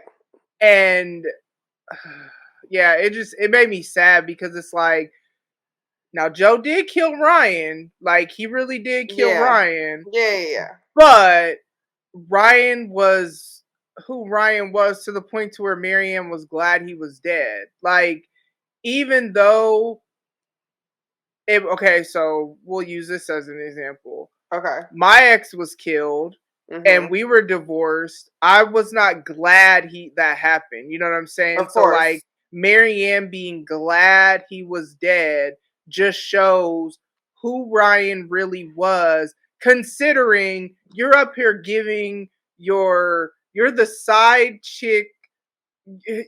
You're up here giving Joe's wife advice on how to love herself, not even realizing that she was really about to kill you when she tricked you to come over there and all that stuff. Like, that's who Marianne is. So, like, her wanting Ryan dead isn't because Marianne is a trash person. It's because Ryan was trash, and she tried, much like Joe, to be like, okay, well, I don't want to be with you. Right. We got to get our lives together or whatever. Right. And nothing was good enough for him because he just wanted to ruin her, and that's all he wanted to do is be in control. Yep. True shit. All right, so She lets her go. And she is talking her shit now. Oh gosh. I see why you like her. She's a tough girl. Mm-hmm. And all of a sudden, Love is thinking, you know what? She make that single mom shit look good. Mm-hmm. I'm on that same wave. Mm-hmm. She takes out her butcher knife. She takes out her knife sharpener. She's like, really, nigga? You're my problem. Like, I'm not the problem. You are. So she sharpens her knife. Remember, Joe's still on the floor, y'all. She goes up. She pulls his head back. She is about to clean slice his fucking head off, y'all. She had a big knife. A big, like a cleaver, like a cleaver almost. Not a little regular size knife. Like she had a big knife and was about to chop his head off. Yeah, chop really style, was. chop style. You see how she be with these axes and stuff. Like she really was about. She was on that. Get rid of him. Mm-hmm. So, luckily. Your boy Joe be thinking. Mm-hmm. And at this point, he was just laying on the floor. He wasn't paralyzed anymore. Mm-mm. And he had a syringe full of the same shit that she paralyzed him with. But a lethal dosage. It was a lethal dosage, and it went straight to her bloodstream. Mm-hmm.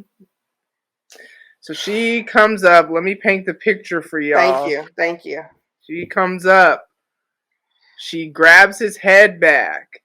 And she's like, you're my problem. Because villains be talking too much. You know what I'm saying? Had she not have been running her mouth, talking her stuff, sharpening her knives and all that stuff that she was doing, the stuff might not have kicked in for him to no longer be paralyzed. Maybe had she not. Well, I don't know though, because her plan was to kill Marianne at first, so it's just the way things went. But either way, yeah, that's true. She walks up to him, grabs his head back, says, "I'm not the problem. My husband is." And then it's at that moment that Joe, with the syringe in his hand, stabs the syringe in her leg. She starts screaming. Because apparently when this stuff is injected into your bloodstream, it burns. Right. And then we start seeing, like not telling his plan, but basically telling how he saved himself. Basically how he's not a fucking dummy. Yeah. And how you didn't think that all of this time I wasn't gonna see what the fuck you were doing in the garden this whole time. So she's been planting stuff to poison him. Which is insane. Because she didn't know any of this stuff until tonight. No, because here's the thing. She's known that he wasn't into her. So I think, if you think about with James, her or her former husband, I should say, he was going to leave her. She wanted to paralyze him, to talk to him, and get him to stay. But she accidentally killed him. Okay, cool. So she did her research, as Khris said. Second time's a charm. So this time she knew, though, from the beginning of the season, there was an issue with Joe. She knew he did not want to be with her. So it's like she knew. And so she was like, okay, this nigga is gonna come on some I don't want to be with you type stuff. Because when they were having the conversation and he said, I want to have a divorce, he said, let's be adults. We've made our mistakes. This isn't gonna work. Let's not harm Henry in the process of all this. Like, we can co-parent. So he's like trying to have a civilized let's split up, and Love is like, no, you know what I mean? Yeah, we're not doing that. I mean, that's why he was on the fucking floor in the first place. Yeah, so I feel like she knew. Now, she didn't know about Marianne. She didn't necessarily know about maybe Natalie at first, or I don't know when she started planting stuff, but whenever she started planting stuff, she already knew from the beginning of the season that their marriage was a mess. And so she knew this was coming, and she's like, nope, I'm going to paralyze this nigga and he's going to stay. Not thinking that, one, Joe is paying attention. This is where I say y'all know each other, but you don't. Right. You know what I'm saying? You each think you're kind of too smart. Joe is just actually a little bit smarter than you because he's actually more meticulous and you're not. So that's the only reason Joe survived is because what's this girl planning? She ain't never been a gardener the whole time we've been together. Now she want to be out here gardening and planting stuff because we get Madre Linda. Okay, let me see what she's planting. Okay, she's making some sort of poison. Okay, let me see what the antidote is. You know what I'm saying? Right. Oh, exactly. I got to take some adrenaline pills.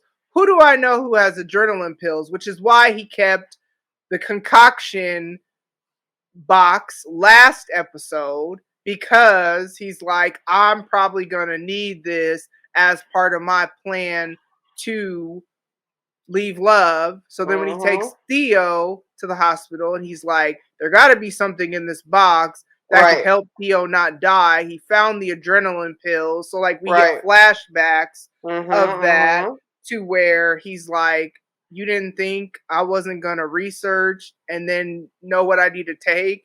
And then who has that? And so all I needed was my opportunity, which you gave me.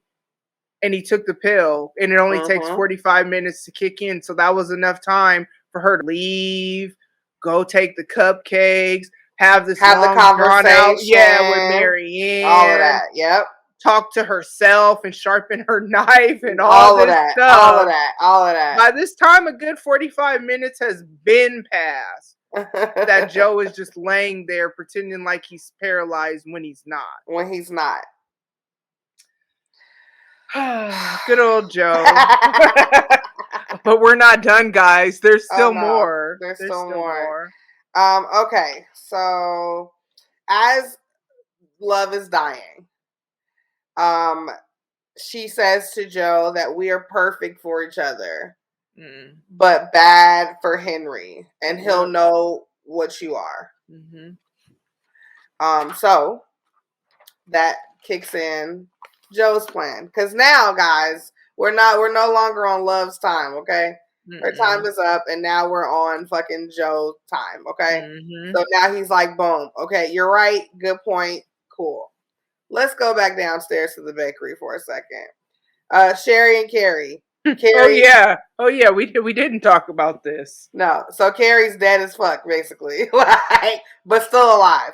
Sherry had to like slap the shit out of him so he could like not be dead, so he like don't go into the white light. And so Sherry finally realizes, like, at this point they are spent, like, emotionally, physically, everything. Sherry finally realizes in her desperation, hey guys, this whole time y'all been in here, it's a fucking lock on the inside of the fucking thing. A lock inside means there's a key inside. Not only is there a key, though, there's actually two keys that I was surprised they didn't see Joe's key. I'm not surprised at all. Actually, you're right, because I'm not surprised hidden at all. Within the structure of the... I would like to submit this as evidence 133 as Love ain't on her shit. Right. So, I'll leave you with the thought that the search begins for the key. And whose fucking key do you think they found? Slacking ass Love's. Yeah. Okay, let's go back to a flashback. Remember, Joe found that fucking file. He must have found out where his mama be at. He went there. His mom's got a whole new kid.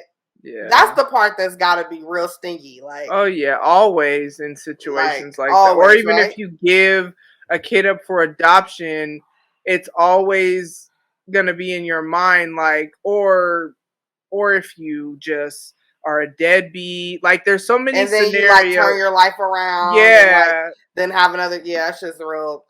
It's just, so that's what made it worse, because it's not only does he find his mom, his mom has a whole other child, and it's like being super duper affectionate with him and like all that. And Joe sees that, so he's like, no baseball cap yet. But he walks up to her, real Joe-like, and scares the shit out of her. And she's like, she's looking around like, yo, what the fuck, help me. Like, she's like, and he's like, hey, mom. And she's like, oh, shit, what are you doing here?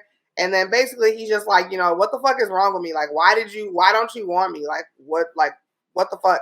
And she's just like, apologizing and like, saying that she still loves him, whatever like that. But it was just, she felt that she wasn't good for him. That she was the reason, or that she was not helping his situation, I guess is the best way I could put it. And so we use that flashback to kind of figure out what Joe's going to end up doing with Henry. He decides, he has it in his power to make sure that he doesn't have the same type of growing up like he does by having a choice of where Henry gets to grow up. Okay, he leaves Henry with none other than babysitter extraordinaire Dante and his black husband named Lansing. Can we just talk about how Dante went from being just some random dude in the library to the hero of Henry's life? Nigga, like his guardian angel. Literally. And we'll get more into how that develops. But yeah, he just leaves Henry in the night on the porch with a note. And a card. And tells him to be good. And knocks on the door. And Dante I think comes he had to the his door. cat. Well, yeah, so of course Dante he had his hat on. Isn't going to see, though, either way. Yeah. Okay, so... and leaves the baby on the doorstep. Dante opens the door. Here's the baby corn. Then Joe goes back home because his plan is not quite finished yet. Oh, no. Gosh. Joe writes love's confession to the HOA, and when I tell you, I wish that we had a sound clip so you could hear that shit. That shit is so legit, my nigga. Like, Joe really, and it was, what I love about the show is that they allowed Love to read it up until I guess the grand reveal that Joe was writing it, but we knew that. But they let Love read it, and it's in her pretentious ass voice that she can totally have sometimes. And it's just basically I came to the fucking suburbs. Y'all was supposed to greet me with open arms. Y'all didn't. Everything I tried to do wasn't ever good enough for any of y'all. And here's the thing, my nigga. I killed that bitch. I set that nigga up. I hurt that nigga that hurt my son. I did all of these things because you guys get on my fucking nerves or whatever the fuck. You talked about my weight. You talked about me as a mother. You talked about my family because you already had your judgments before I even came here. Right. Yep. So basically, y'all ain't shit, and this is what y'all get. And I forced my husband to do all these things. Right. I made him do everything that I told him that happened, and after I figured out he ain't love me no more, this nigga had to go too. And she's saying all this, so he's setting all of this up, and everything is falling into place. It's so, if you guys are really watching the show, especially in this episode, all of the fucking missteps, all of the fucking things that Love caused, he somehow made all of that shit trickle down into this perfect ass shepherd's pie. And it's not somehow, because this is the Joe that we know. You're right. You know what I mean? I'm amazed, but I'm not shocked, I should say. Yeah, this is what Joe does. This is who Joe is. He doesn't kill just to kill. That's number one. Again, him killing Love, he had to kill her. He had to. There was no way that she was gonna kill him at the end of the day. So there's that. But he tried to be a good husband. He couldn't. He then, I'm gonna leave you. Let's do this the right way. I know you've been cheating too. Let's not pretend I'm the bad guy. We both did stuff wrong. Let's admit our wrongs. Let's co-parent. He tried that. That wasn't gonna work. And then not only was that not gonna work, she was gonna kill him. So again, he had to kill her. After he spent the entire season trying to clean up her mess and trying to protect his son. So there's that too. Right. Can we talk about you mentioned the shepherd's pie, but let's talk about what Joe put in the shepherd's pie. So let's talk about how this man. But wait, let's go back down to the bakery for a second. You're right. So Sherry is hella looking for this key. Mm-hmm. Hella looking for this key. Mm-hmm. And she's literally opened up everything everywhere. There's shit everywhere. Flour, chocolate chips, just shit everywhere. And dead ass Carey. And dead ass Carey reaches, puts his dead ass hand up. He's like, babe. And she looks and she sees the key that bum ass Love poorly hid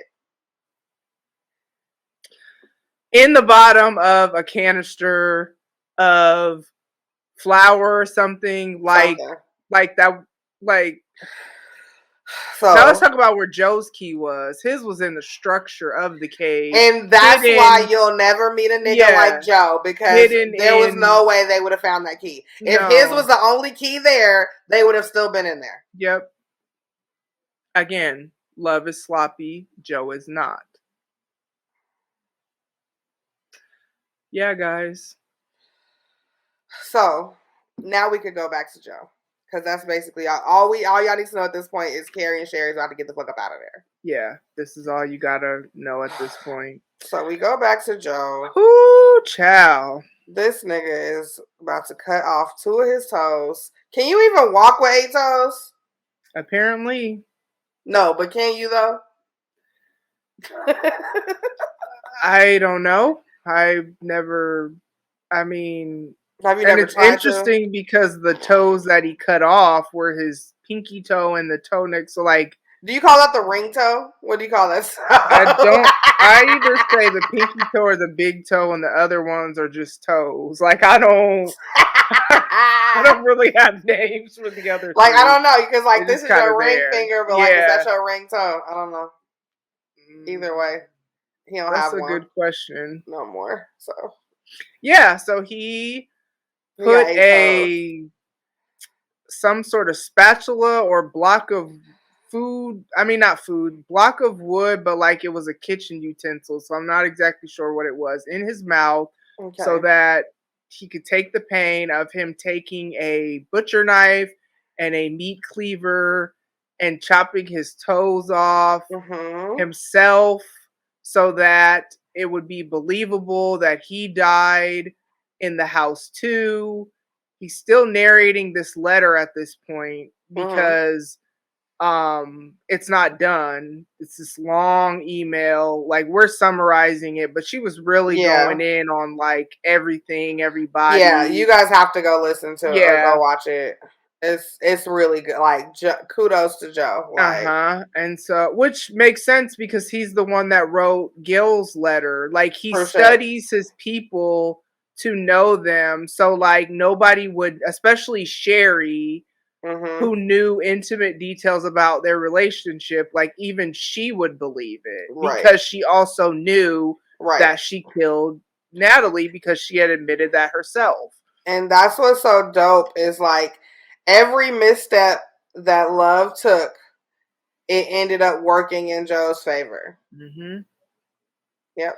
And so he says at the end of the letter, the only way to fix it is to burn it down. And you see him turning on every eye on there. Of course, they got a big old stove. The biggest stove. Because Love is a cook. So, of course, she's going to have this amazing kitchen because she's cooking all of this food. And so he turns on every burner on their gas stove, but doesn't turn the flame on. He just turns the gas on. So the gas is going. He had at one point grabbed their wedding picture album or whatever, or I don't know if it was just pictures of them, pictures of her pregnant. It looked like I don't know. I thought it was a wedding photo book, but I think it was just their photo book. Yeah, it was something, but you could just see pictures of them that he then lights this on fire, throws it, or actually puts it into the oven where he had put the shepherd's pie with his toe, one toe in there. One toe, because one's got to be a keepsake. Yep. In Love's box, next to Love, because it's Love that does the keepsake thing. Yeah, not him. Like, why would he do that? Why would I even be doing this? Yeah, so he blows the house up. And it gets all over Madre Linda. Everybody sees it. They're seeing it burn down. It's very believable because that's who Joe is. Mm-hmm. And then we get to see how everybody's lives end up after the death settles. Well, let's see. Oh, okay. So also, I just want to say that, like, so Love is dead, right? And all this shit happens, and we got this epic ass letter. And I just want to just say that, sorry, I wrote. Okay, so when Joe is doing his inner dialogue, and he's like explaining what happens, and he's like how Love is basically like a legend. And he was like, R.I.P. me. Like, he said R.I.P. him.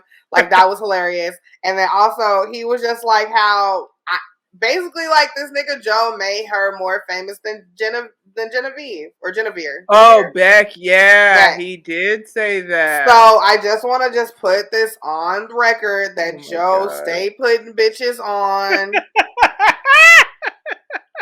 Like, he's better than Fabulous and Neo. Like, he really do make these bitches better. Oh, now, whether or not they be alive to tell about it, that's not neither here nor there. But like the fucking legend status that he be putting these bitches on, like, and Love didn't even deserve legend status, but like he had to do it, like, yeah, because he stayed putting bitches on, like, that's it. So. That is a point. That is a fair point. that is a point. Yes. Okay, so Theo's getting better. Mm. Lansing and Dante raising the shit out of Henry. That's what I wrote down. They really they was looking like they was. And not only is Theo getting better, it looks like his relationship with his dad is getting better. What fucking choice does he have? Right. Like, right. Yeah. Matthew should be lucky that he still has somebody in his life. Mm-hmm. So Love's Bakery turned into like a fucking like tourist trap. Kiki's named her baby Toxie. And they created an app that can sense fucking poisons and shit, so niggas can't get poisoned no more in Madre Linda. Madre Linda is so optimal as far as like safety goes. Mm-hmm. Like, they should not have any more problems there now that Love is gone. Yeah, because they didn't have any before. And Love so she got there. Sherry and Carey, girl, TED talking with their new book called Caged, a radical couples therapy technique. Which, I feel like that's not only the realest that we got to see, I feel like that's the realest that they were with each other ever. Marriage. And so they're not wrong, but this is where they get on my nerves because, of course, we're going to capitalize on, but I guess in that sense it's different because they really did go through that. It really did help their marriage. It did. It's just like, corny as this fuck. Is yeah, right. This is different though, because like it's not clout chasing, and like I could not stand. Although she did take time to go on her blog and like rip Love a whole new one, so there was a little clout chasing. Just a little. Mm-hmm. Which, would she be her if she didn't? Like, she has to on her blog. You know what I'm saying? Because that's what she does. But the Caged couples therapy TED Talk. And at the end of the TED Talk, they went and got in the cage, nigga. Right. And did that power couple handhold. Yeah. Nigga. Yes. They get on my nerves. But, hey, you gotta do what you gotta do. And it really did, like, that's something that I feel like authentically they're like, you know what? They're better from that, been in the cage. Like, it really solidified, it's interesting because sometimes trauma does that to people. Mm-hmm. Like when you go through a death together or you go through something, whatever, you kind of get trauma bonded, but where I'm not worried about that with them is because they have a lot of knowledge on like psychological techniques and therapy and stuff like that. So I don't think that'll be the case with them. But yeah, this was really the best thing that could happen to their marriage for the sake of like really them getting to not only see the other person but appreciate the other person's appreciation for them that I don't think they realized that was there because they were so caught up in why they like Carey was so caught up in why he liked Sherry that he didn't seem to understand why she actually really liked him. And I think same thing. She was so caught up in like why she liked him that she didn't realize that he just genuinely loved her for her. You know what I'm saying? I wonder if they still got to be swinging or if that was the spark that their marriage needed.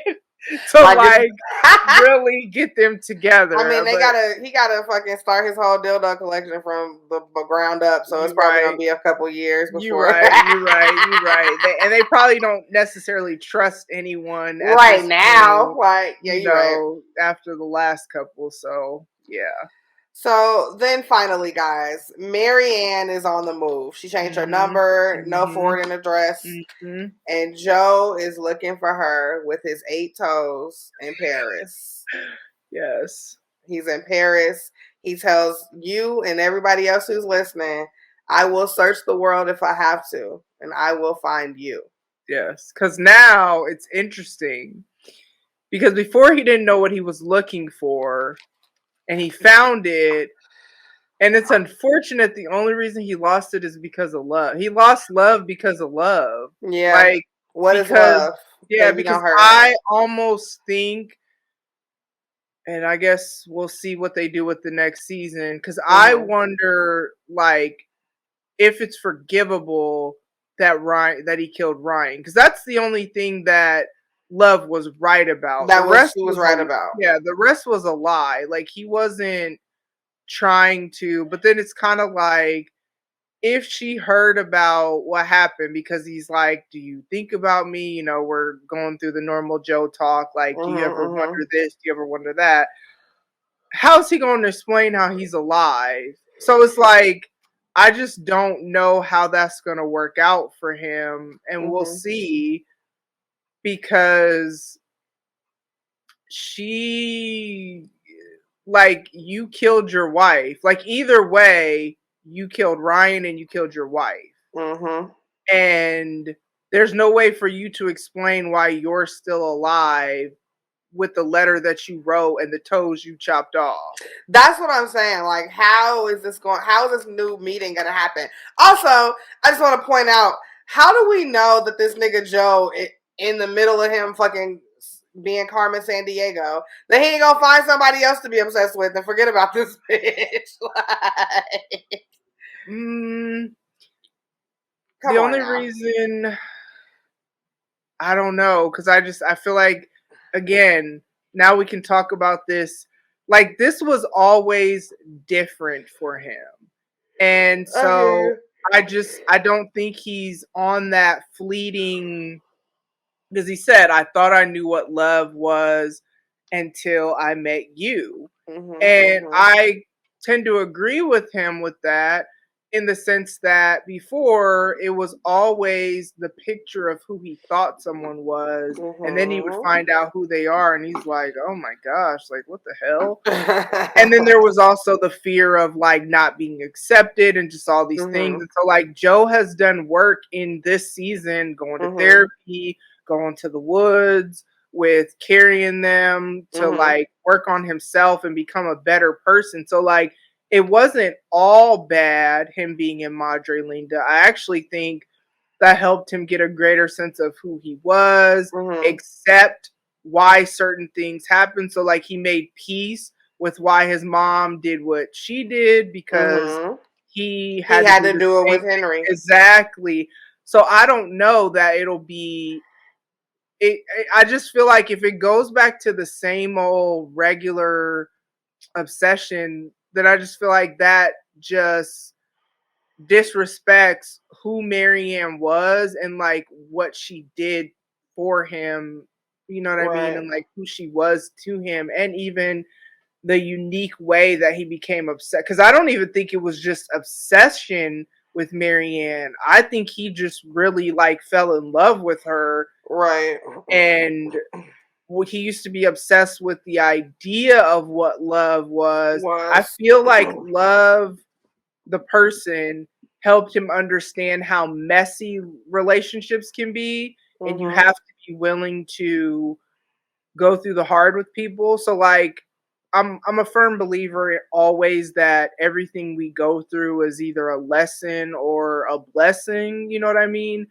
So I think that was the lesson. His takeaway is that, you know what? Relationships are hard, relationships are messy, and it's not always like easy, but sometimes you gotta be committed, or you gotta whatever in the hard times and the boring times and the whatever, you know, all the times. So I don't know if they go back to that same old, I'm gonna be actually very disappointed because they've given me like such high expectations of them, because I knew Love was, and I called it, y'all. Now I am very shocked that Sherry is still alive, but I'm glad she didn't die, because I don't like the reason she was gonna die. Like, I don't like that she was gonna die solely because of Love running her mouth. You know what I mean? But I knew Love was gonna die. She had to die. But the way she died, it kind of made me sad, in the sense that like she is really dead. Like I knew she was gonna die. I know. Get into us. Go ahead and get into how you feel about her. I don't like, she had to die, but it's just really sad, because the sad thing about her is like, what's wrong with her that we don't really know. We'll never really know like how come your last husband wanted to leave you? You know what I mean? Like, what's wrong with you? We'll never know any of that, because now she did. You know what I'm saying? She was definitely the downfall of Joe, though. Made him sloppy. And good riddance, bitch. Yeah. But that's it. Sad. I'm sad to go. I know. And though Joe will return to Madre Linda at some point. He has to. Why? For Henry. Like, and he's not going to, I don't think he's gonna like try to take. But he's dead in Madre Linda. He's dead, but his son is there. I don't see him not. He gonna go back to Madre Linda with the hat, so niggas don't see him. Maybe. You know, he thinks he's invisible with that hat, but I don't see him never checking up on his son. So there's like so many stories that they've left us with. Like, you're gonna search the world for Marianne. Okay, cool. But I know you're not gonna forget about your son, because even when he put him on the porch, he said, "This isn't forever." But Dante and Lansing, my gosh, these names. It's just that their names are switched, and I just don't understand why. But Dante and Lansing have adopted Henry, so like, that is their son. And I don't think Joe is gonna try to take away from that, because he knows he's not good for him, or you know, whatever. But I just can't see him never checking on him, or like trying to keep tabs on him, or like any of that. And I also wonder what else is in that letter, because he did mention that there was a part of it that Henry has to read by himself when he gets old enough. Yep. And so like, and I also wonder like what instructions did you leave to them? Like, I think she's gonna kill me, or or like was it like something's happening, or take him until everything dies down, or some shit like that. Or do they know maybe he's still alive? Did he write the note in Braille? Or because obviously Lansing had to read it if that was the case. But yeah, we have so many so many questions, so many whatever. This was, I'm sad it's over because, again, as I said at the beginning of this episode, I normally don't take 10 weeks to watch this show, so I've become very attached. I'm glad Theo didn't die because I just felt like it's so funny. Like, I just love killing him. I didn't like that. Yeah. I didn't like that. I felt like Joe, if he cared enough about them sleeping together, which clearly he didn't. He never did, though. Yeah, sure. Okay, you deserve to die. But to be killed by the woman that you were in love with, that she used that love to her advantage, like she knew what she was doing when she came up with that plan for Joe. Because she had already been sleeping with him at that point. Yep. So, yeah, guys, this has been, man, a roller Youuuu coaster. Season 3, Episode 10. Now the body account is officially Love 2 and Joe 2, one of which was Love. So the two evil people in Madre Linda that had to go, they had to, because neither of them were willing to be, like, reasonable or anything. They only cared about their agendas, and they both had to go. And that was Ryan, who was ruining Marianne's life, and then that was Love, who was ruining Joe's life, because had she not have killed Natalie, none of this probably would have happened. Nah. And he probably wouldn't have fallen in love with Marianne either. Yeah. It wouldn't have, certain things just wouldn't have happened. So, like, she brought this on herself. Kind of. Because Joe could have slept with Natalie and didn't. He's like, no, I need to be a good husband and a good father. And he did everything she wanted him to do. And it was never good enough. Yep. Well. So, guys, like I said at the beginning, I have regular episodes on Thursdays. You know, if you've only been listening to this, tune in to some of my other episodes that drop every Thursday. This week, I will be doing my year-end wrap-up with another podcaster named Juice. So that will be airing this Thursday. It's a fun way to just kind of reflect on all that happened in 2021. It's been a wild year, and we both had some good but also funny things to kind of reminisce about from 2021. So check that out. Khris and I also do podcast happy hours with 3 other podcasters, Autumn, Audrey, and Jay. And so follow both of us for sure on social media, but follow the other girls too. The links to their Twitters are in the episode notes. Make sure you check out all of Chris's shows, which is the link to all her stuff. Yeah, I'm like, everything's on hiatus right now. She got other episodes though.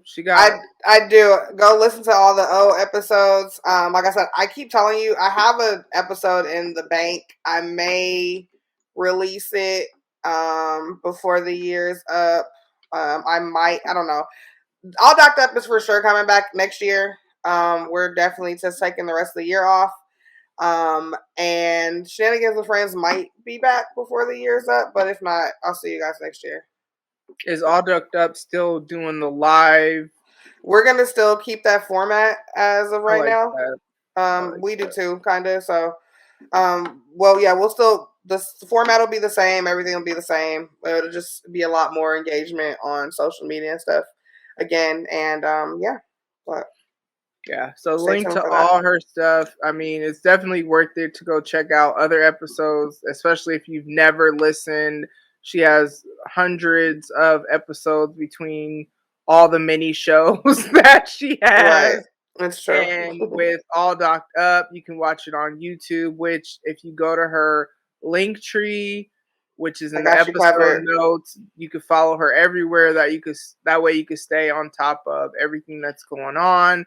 Yep. And we will be back when Youuuu comes back. If you were only here for the Youuuu recaps, we appreciate you. We'll see you in 4 years. Or hopefully not that long, my gosh. But we will do this weekly again whenever it comes back. I'm really, really, really hoping that they already started production literally, and like we only have to wait till next year. Yeah. But I don't know what that looks like because the pandemic because we're not going to put any pressure on 2022. That's what we're not going to do. So like I don't know. So 2023 at the latest is what I hope, but I'm really hoping like maybe even it could start this time next year. So I only have to wait a year since we started and finished late. You know what I mean? Yeah. We only have to wait a year. Maybe the rest of y'all gotta wait a little bit they longer. Don't care like we do. Right. But we have invested a slower, pace with this. And when you do that, you become more attached. And I mean, I feel like even Khris and I, it takes us a while usually to get recording because now we talk a lot before we start. So it's like so much has gone on in this that I'm just like, and it's obviously we're going to still talk, but it's just kind of, this has been our thing that we do. And so Joe and them, I guess not love. Not love is dead. You, girl. You know what I'm saying? Joe and Marianne, you know what I'm saying? Like I just hope he don't like pop out from behind a bush or nothing, like when he find her, like he's gonna like have she sees him first or something. Like he's gonna have to be, I don't even know. He's gonna have to do this way different, like than he might even have to like just write her first or something. I don't know. I don't know what that looks like for you are supposed to be dead and you killed my ex and your wife said all that crazy stuff. I don't really know what that looks like, how he thinks he's gonna get her to love him again, because I cannot. I don't know. I cannot. Yeah, I don't know what it looks like, and I don't know if he's gonna find anyone else. It's gonna be interesting. But guys, we'll be back. You know what I mean? Whenever it comes back, we will definitely be back. Again, fingers crossed it's 2022, end of 2022. That'd be great. I don't know how long it takes to do shows or do any of that. You know what I'm saying? I don't know how long that takes, but hopefully y'all already started, because that would be great. So that's all we have for you guys today. Thank you so much for sticking with us. This is actually a longer episode, but that's okay because it's the last one. Yeah, so we had to. Did you have anything else you wanted to say about love, Joe? I don't think so. Just, I just want to again reiterate that, if you need a nigga to like believe in you, you know what I'm saying? And just really like bring you to a level that you didn't even realize that you could be. The you know what I'm saying? That you didn't even know you could have. Yes. Like all I'm saying, my niggas, is Joe is out here giving bitches blue checks in real life, okay? Girl. Like he's like verified. #verified. The ultimate promoter. These social media promoters ain't got nothing on Joe. Listen, all I'm saying is Joe be putting bitches on, dead or alive. Mainly dead, but mostly dead. But we'll see what he can do for Marianne while she's alive. Well, you know what? He got her full custody. He did. For her, that's because she was a different type of woman too. She didn't need all that status. See, all of these things like are different. Make her different. I hear you. So, all right. We'll see what happens, guys. But as always, make sure you are taking care of yourself mentally, emotionally, spiritually, physically. Be healthy in your relationships. Have a great new year. You know what I mean? All that good stuff. I would say you won't hear from me till next year, but if you listen to my Thursday episode, then you will hear from me in 2021. But if not, and you only come back because of you, that's fine too. We will be back and we will talk to you. Hopefully next year they will come back. But if not, whenever they come back. And that's all we got for y'all today. Bye. Bye. Bye. Ladies and gents, this concludes transmission. Tune in next time for a whole new edition. Another adventure and mission to share, be heard, and clarify the vision of this whole new world for...